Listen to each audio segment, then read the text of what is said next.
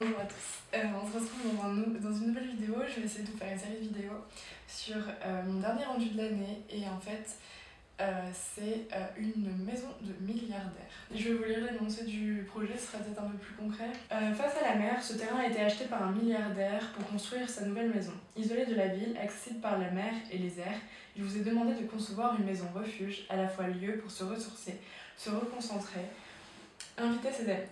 La seule contrainte forte du projet est de proposer une maison qui tisse un lien particulier et singulier avec le paysage dans lequel elle s'insère, par sa matérialité, sa structure, son implantation, par rapport à l'horizon, sa manière de cadrer la vue sur le site. En gros, comment ça se passe? La première séance, c'est là où on vous propose le projet, où on vous explique un peu ce qui se passe. Donc moi, c'était mercredi dernier, c'était le 17 avril. Et en gros, on nous montre des références, que ça soit des projets similaires ou des références artistiques autres que l'architecture pour nous inspirer. Je vous expliquerai un peu les références qu'on a eues. Et on nous donne le planning pour la fin d'année pour ce rendu. Là, on est lundi de Pâques.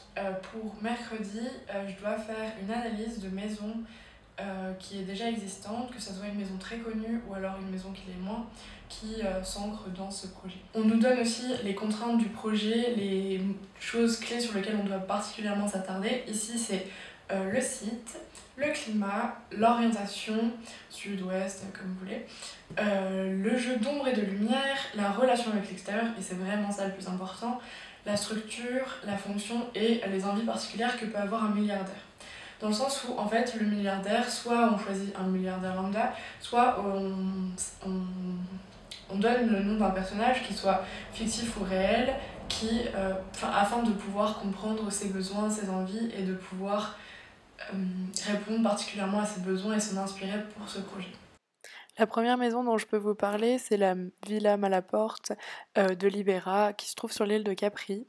Et en fait, on voit à travers cette villa qu'en fait, c'est vraiment un refuge contre la mer. Elle est comme une extension du rocher.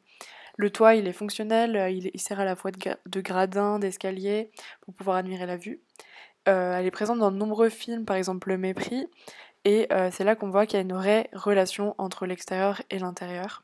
Et je pense que la photo en bas à droite, elle montre bien ça. La fenêtre, elle sert vraiment à cadrer la vue. Après, on a la maison de l'infini aussi, qui est également une maison très intéressante, dans le sens où la piscine, par exemple, est une vraie extension de la mer. Le toit n'est plus un toit, mais vraiment un étage où on peut observer tout le paysage. Il y a l'absence de garde-corps qui fait qu'il y a vraiment une continuité entre les deux, la maison et l'environnement. Et c'est là qu'on voit que ça s'ancre vraiment dans le paysage et qu'il y a une véritable relation avec l'extérieur. Après, en parallèle, on nous demande aussi de faire des recherches, que ce soit à la bibliothèque de l'école, qui est une source très intéressante de documents, parce qu'il y a énormément de choses. Là, par exemple, j'ai emprunté un livre avec des maisons très célèbres. Là nous avons une maison du Corbusier en Inde. Comme ça nous permet aussi de regarder des plans et des coupes, choses qu'on voit pas forcément sur internet, qui sont plutôt présents dans les livres, et ça nous permet d'appréhender un peu comment on doit faire les choses. Au niveau des représentations, il y a beaucoup de codes de représentation pour que votre plan soit compréhensible. C'est ce qu'on nous a reproché en fait au dernier projet, c'est que nos plans sont pas forcément compréhensibles et qu'il y a un petit problème là-dessus et qu'il faut vraiment qu'on travaille là. Du coup, plus on en regarde, plus c'est simple après de savoir comment faire et il faut trouver son code de représentation. Dans ce livre, il y avait il y a des maisons très connues, d'architectes très connus comme Oscar Niemeyer, d'Alvar Aalto ou aussi de Frank Lloyd Wright, euh, qui est notamment super connu pour sa maison sur la cascade. Je suis sûre que vous connaissez cette maison. Après, moi, de mon côté, je mets vachement ce projet en parallèle avec la série Netflix The World's Most Extraordinary Home, qui présente en fait des projets super intéressants dans le monde, des maisons extraordinaires. La première saison, c'est sur les éléments. Il y a des maisons qui sont dans la forêt, des maisons qui sont sur les rochers. Je sais plus exactement après. Là, je regarde un épisode sur les maisons en Espagne qui était vraiment incroyable. Il y avait des maisons super. Je vous conseille cette série, elle est vraiment très agréable à regarder. J'espère que ça va pouvoir vous donner vraiment une vision d'un projet, de comment ça se passe, des différentes étapes sur lesquelles on travaille et on doit rendre.